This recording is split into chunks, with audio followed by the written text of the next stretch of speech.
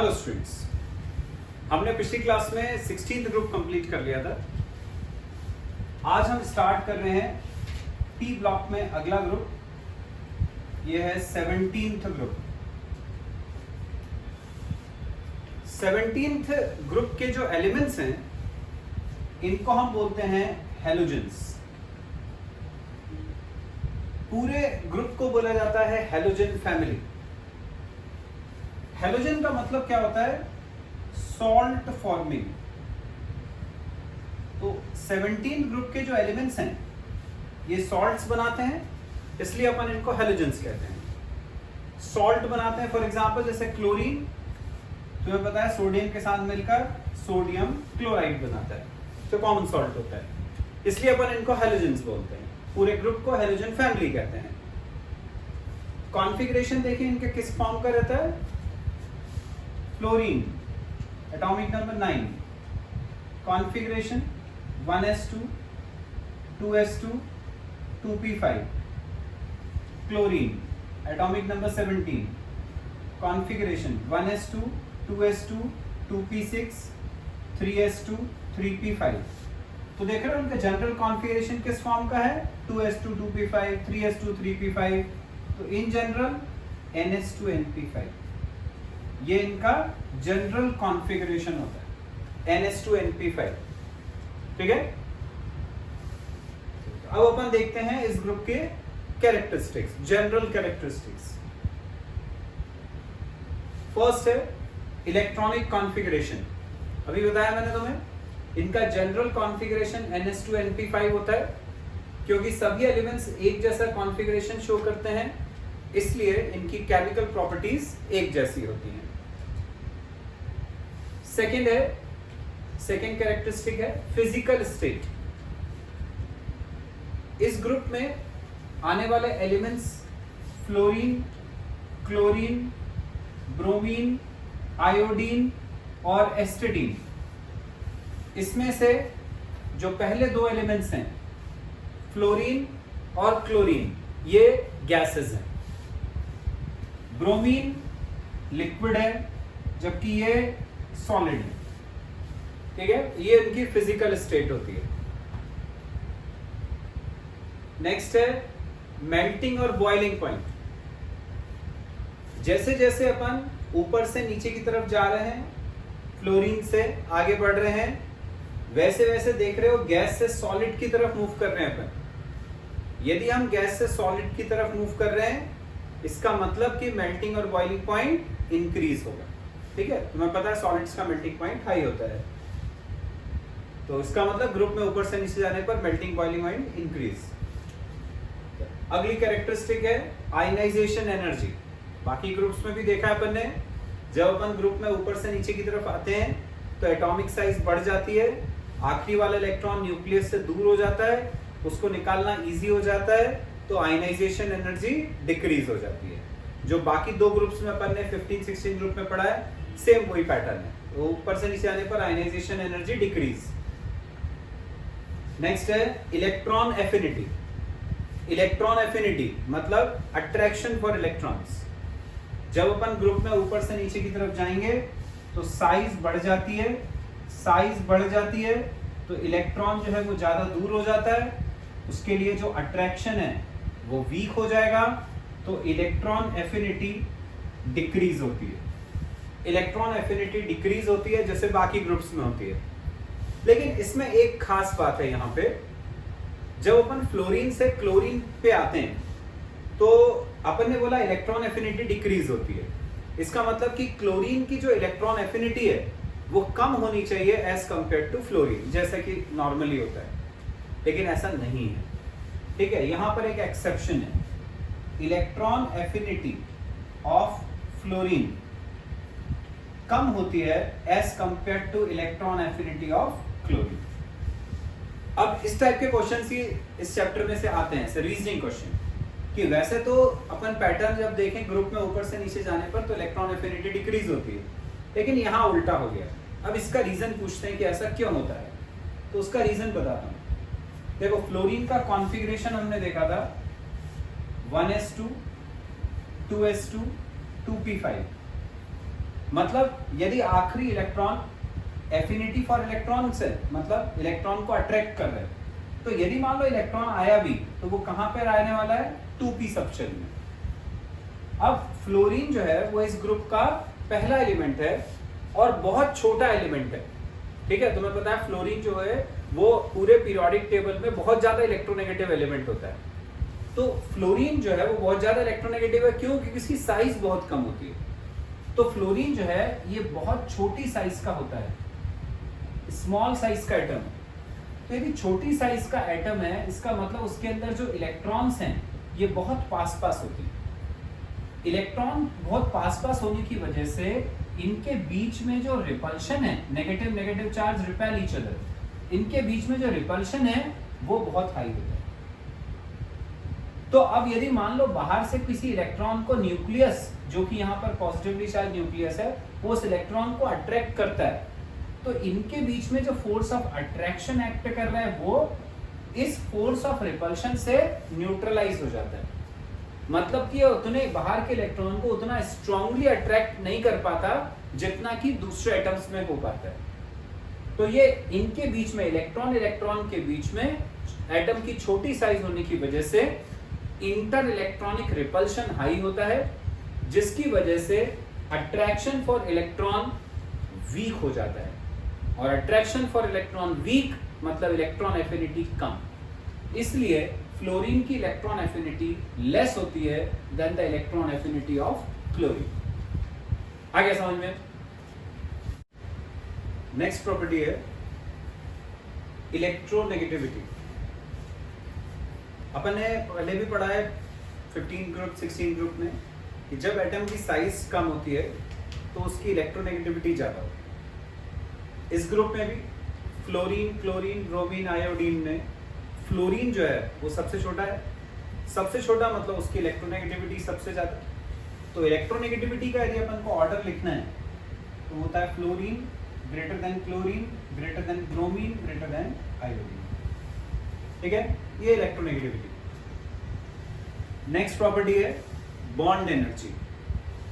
अब bond energy जो है उसका मतलब क्या होता है? यदि मान लो जैसे फ्लोरीन मॉलिक्यूल है F2, कैसे बनता है? फ्लोरीन फ्लोरीन एक एक इलेक्ट्रॉन शेयर करते हैं। फ्लोरीन फ्लोरीन एक एक इलेक्ट्रॉन शेयर करा, फ्लोरीन मॉलिक्यूल बना। क्लोरीन मॉलिक्यूल कैसे बनता है? क्लोरीन क्लोरीन एक एक इलेक्ट्रॉन की शेयरिंग करते हैं, उनके बीच में ये बॉन्ड बनता है। अब बच्चों क्या होता है कि जो बॉन्ड की लेंथ होती है, बॉन्ड लेंथ मतलब इन दोनों के बीच में जो बॉन्ड बना उसकी लंबाई, बॉन्ड की लेंथ जितनी कम होती है दोनों एटम उतने पास पास रहेंगे। उतने पास पास रहेंगे मतलब उन दोनों के बीच में अट्रैक्शन उतना स्ट्रांग होता है, तो उस अट्रैक्शन को ब्रेक करना मुश्किल हो जाता है। तो बॉन्ड लेंथ जितनी कम होती है बॉन्ड एनर्जी उतनी ज्यादा होती है। Lesser is the bond length, greater is the bond energy. ये एक जनरल रूल है।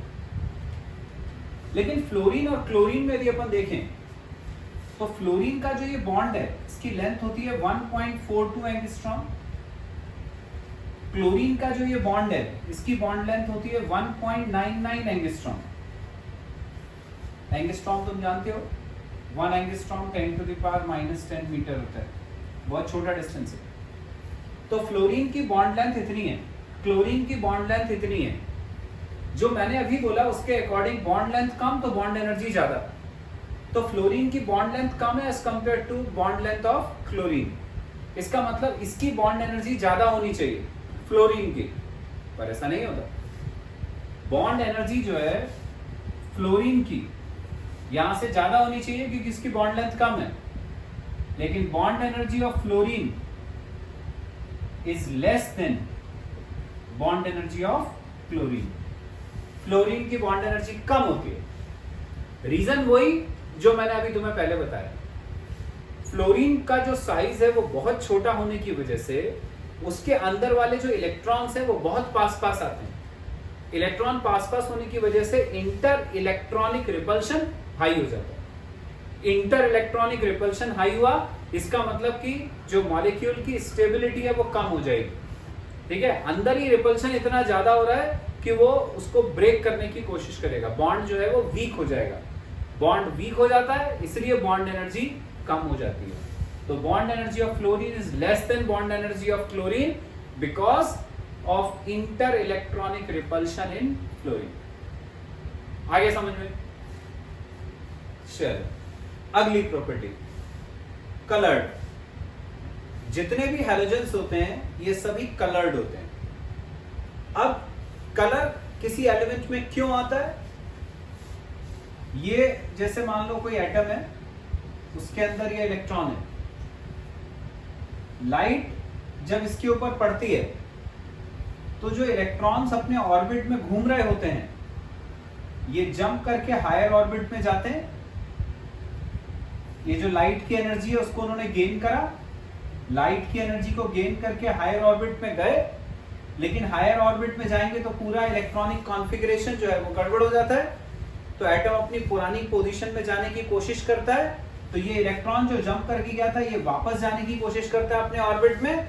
वापस जाते समय वो कुछ एनर्जी लूज करता है। तो ये जो एनर्जी लूज करता है वो होती है in the form of light. इसलिए ये एटम कलर शो करने लगता है, कलर्ड हो जाता है। ठीक है, तो कलर का मेन रीजन क्या होता है? लाइट का एंटर करना एटम में, जैसी लाइट स्ट्राइक करती है इलेक्ट्रॉन का एक्साइट हो जाना। इलेक्ट्रॉन जैसे ही एक्साइट होकर हायर लेवल में जाता है उससे अपन को एटम से लाइट मिलने लगती है। अब इससे अपन को एक चीज समझ में आती है कि ऐसे एटम्स जिसमें इलेक्ट्रॉन्स का जो एक्साइटेशन है वो मुश्किल है, इलेक्ट्रॉन के हायर ऑर्बिट में जाना जिन एटम्स में मुश्किल है वहां पर अपन को लाइट नहीं मिलेगी। लेकिन जहां पर इलेक्ट्रॉन इजीली एक्साइट हो जाता है वहां पर अपन को लाइट मिलेगी। तो फ्लोरीन, क्लोरीन, ब्रोमीन, आयोडीन, ये जो हैलोजेंस होते हैं ये कलर्ड होते हैं। क्यों? क्योंकि इनमें इलेक्ट्रॉन्स का एक्साइटेशन जो है वो इजीली हो जाता है। तो इलेक्ट्रॉन्स का एक्साइटेशन इजीली होने की वजह से फ्लोरीन, क्लोरीन, ब्रोमीन, आयोडीन जो हैलोजेंस हैं ये कलर शो करते हैं। ठीक है, फॉर एग्जांपल जैसे फ्लोरीन का कलर जो है वो येलो होता है, आयोडीन जो है वो वायलेट कलर का होता है। तो ये एक्साइटेशन ऑफ इलेक्ट्रॉन्स की वजह से ही कलर शो करते हैं। चलो अगली प्रॉपर्टी है ऑक्सीडेशन स्टेट। ऑक्सीडेशन स्टेट, जितने भी हैलोजेंस हैं सबका कॉन्फ़िगरेशन अपन ने देखा, जनरल कॉन्फ़िगरेशन NH2NP5 होता है। अब इनको अपना p सबशेल कंप्लीट करने के लिए, p 6 से कंप्लीट होता है, 5 इलेक्ट्रॉन तो हैं, तो इनको अपना सबशेल कंप्लीट करने के लिए 1 इलेक्ट्रॉन की जरूरत है। 1 इलेक्ट्रॉन ये कहीं से गेन करेंगे, मतलब इनकी ऑक्सीडेशन स्टेट हो गई -1। तो जितने भी हैलोजेंस हैं ये सब -1 ऑक्सीडेशन स्टेट शो करते हैं। लेकिन इसके अलावा ये कुछ और ऑक्सीडेशन स्टेट्स भी शो करते हैं, जैसे +3, +5, +7। ये ऑक्सीडेशन स्टेट्स कहां से आती हैं? जैसे ये है जनरल कॉन्फ़िगरेशन NH2NP5। यदि मान लो P के ये 5 इलेक्ट्रॉन बॉन्ड बनाने में भाग लें तो +5 हो गई, ये 5 के साथ ये 2 भी भाग लें तो +7 हो गई। ऐसे ही अलग अलग ऑक्सीडेशन स्टेट शो करते हैं। लेकिन फ्लोरीन सिर्फ -1 ऑक्सीडेशन स्टेट शो करता है। ठीक है, क्योंकि छोटी साइज का है, डी सबशेल नहीं है उसके अंदर, वही सारा रीजन जो अपन ने पहले पढ़ा। अगली प्रॉपर्टी ऑक्सीडाइजिंग पावर।